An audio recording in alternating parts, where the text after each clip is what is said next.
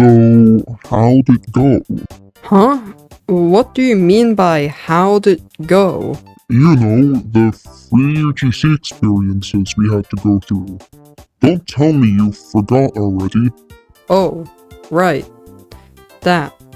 Is there something about it that's bugging you, or? Not exactly, it's just... Now that it's over, they won't be showing up here to bother us again, right?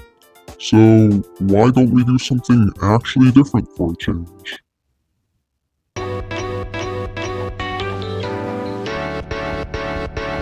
Really? You know what though? This actually isn't too bad.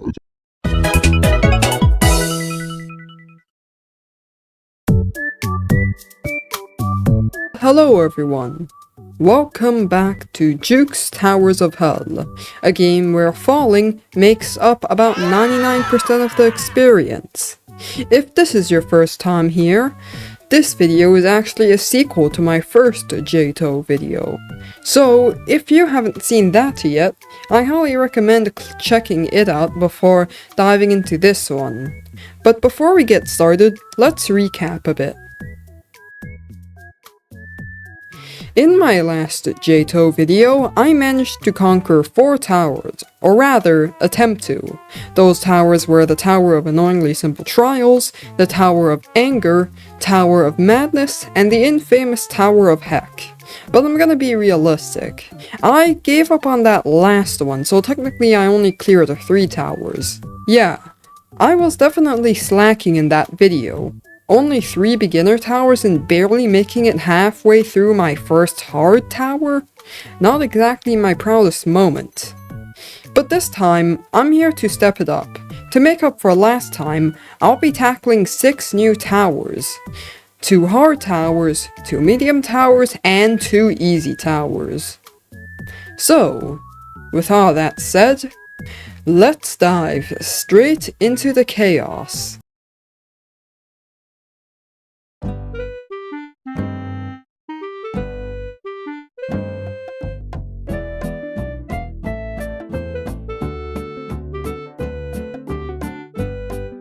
Let's kick things off with the Tower of Killjoys.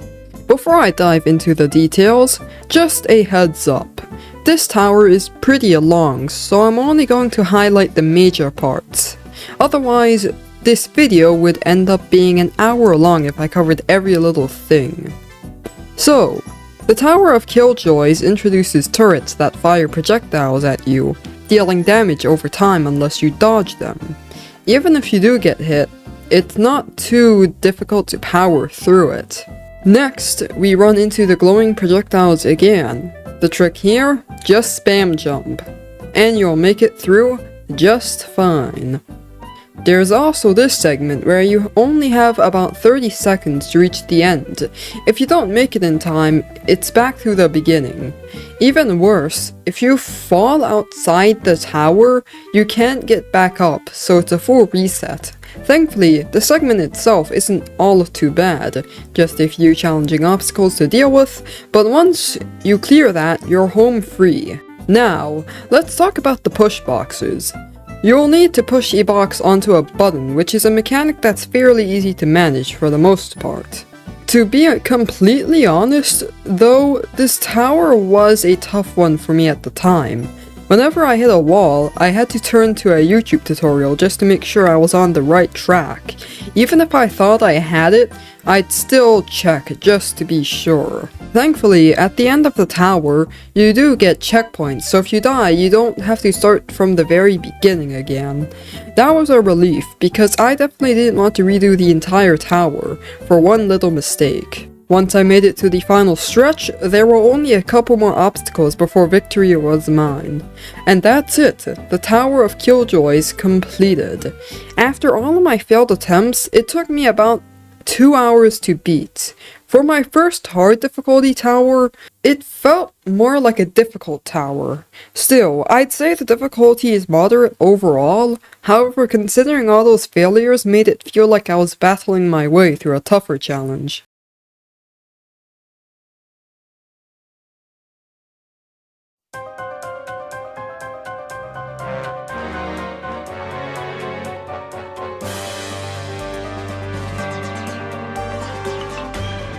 Yep, I'm back at it. Welcome to the infamous Tower of Hecc, aka the one with a gazillion traps.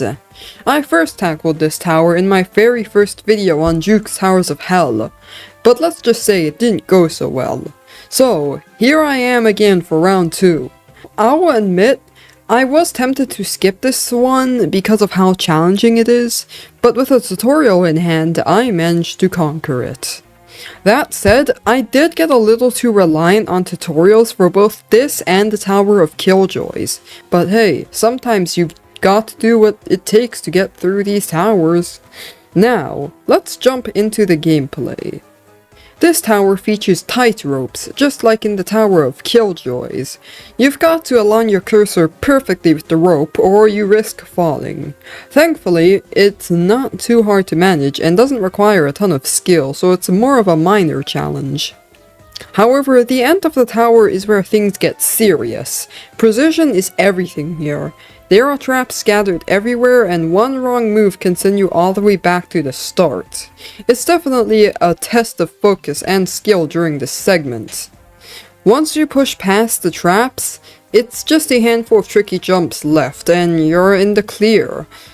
And just like that, the Tower of Hecc is complete.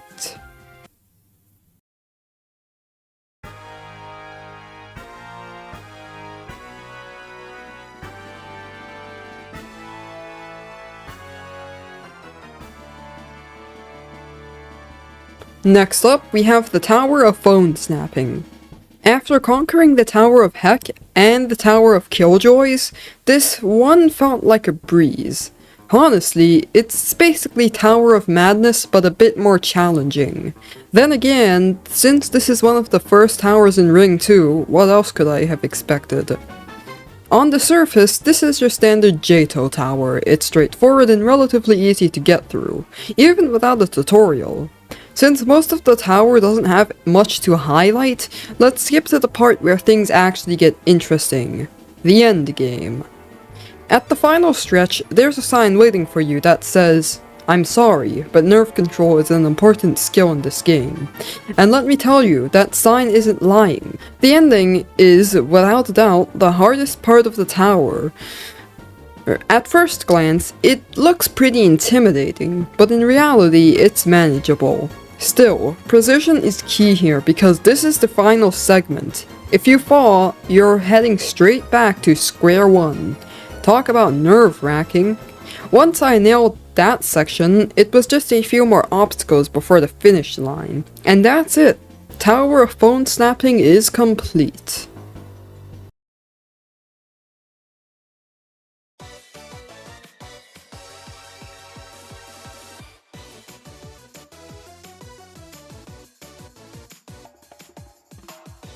Since the last 3 towers had their fair share of difficulty, why not take it easy for a bit? Enter the Tower of Zero Disturbances.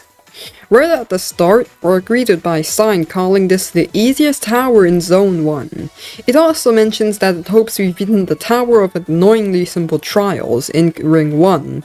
Considering I've already conquered Killjoys and the Tower of Hecc, I think it's safe to say I'm ready for what's ahead.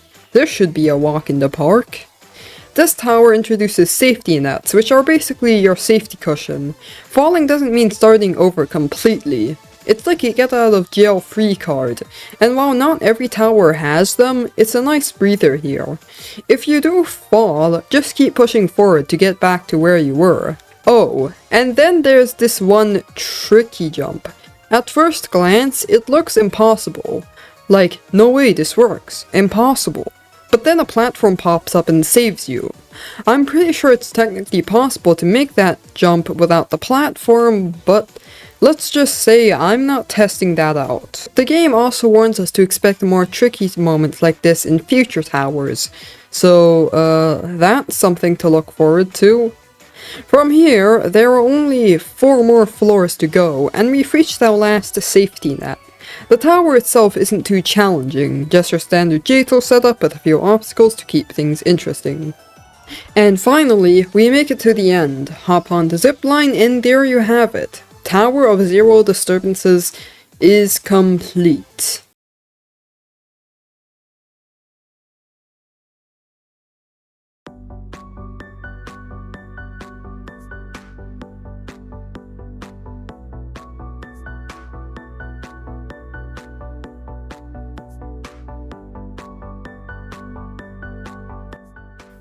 Next up is the Tower of Peaceful Happiness and Tranquility, a tower that truly lives up to its name.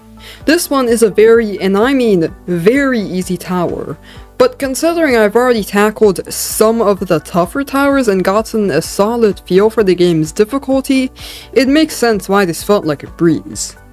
This is also one of the beginner towers in Zone 1, with its difficulty level being almost identical to the Tower of Zero Disturbances. So yeah, it's no surprise I breezed through it. Even at the end, the challenge doesn't really pick up.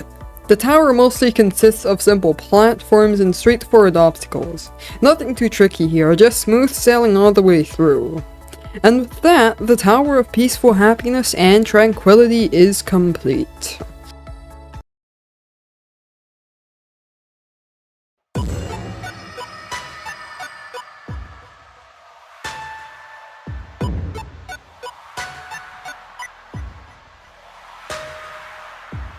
Alright, since the last two towers were way too easy, it's time to crank up the difficulty a bit. Let's dive into something tougher, the Tower of Atlantic Depths. I have to say, I really enjoyed this tower, mainly because of its ocean theme. Experiencing something new and creative was a refreshing change after tackling so many standard towers. The unique environment really made this one stand out.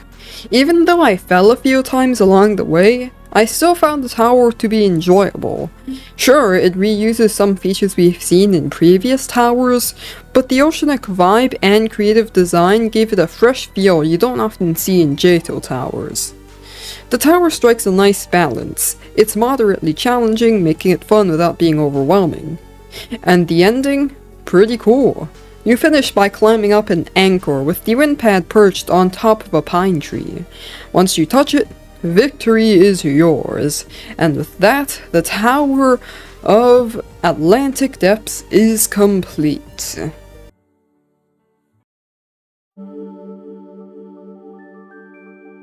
Juke's Towers of Hell, a game where precision, determination, patience, and skill are absolutely essential. No matter how good you are, there's always that one moment where a single mistake sends you straight back to square one.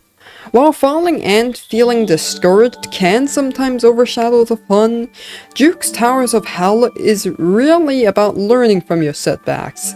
It's about pushing through those moments of frustration instead of quitting after a few slip-ups. That's why patience, skill, and perseverance are so important when tackling these towers. Even though I may have not performed perfectly, I think I've made solid progress. I managed to beat 2 hard towers, 2 medium towers, and 2 easy towers. Sure, it might not seem like much, but compared to my last JTO video, where I only attempted 4 towers and gave up on the first hard one, it's a big improvement. Who knows, maybe in the next JTO video I'll conquer my first difficult or challenging tower. But until then, thank you all so much for watching, and I will see you all next time.